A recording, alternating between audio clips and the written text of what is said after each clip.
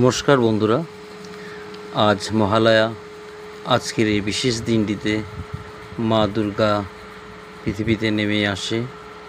তার সাথে আজকে আপনার তর্পণ অনুষ্ঠিত হয়। এই পিতৃপক্ষের পূর্ণিমার পর থেকে অমাবস্যা অবধি এই পিতৃপক্ষ থাকে। এই দিনটিতে পূর্বপুরুষদের তিল তর্পণ অর্থাৎ জল দেওয়া হয়। তার সাথে মাতৃর অর্থাৎ দাদু, দিদিমা, মামা এদেরকেও সেভাবে জল নিবেদন করা হয়। পিতৃপুরুষ বলতে শুধু বাবার বংশের না, মায়ের বংশেরও হয়। তার সাথে পরিচিত অপরিচিত সকল মৃত আত্মাদের উদ্দেশ্যে জল নিবেদন করা হয়। এরও ডিব্রুগড়ের ব্রহ্মপুত্র ঘাট, সেখানেই এই ব্যবস্থা হয়। তাছাড়াও নিজের নিজের বাড়িতে অনেকেই করে। এখানে মানে সাময়িকভাবে সকলে মিলে করে।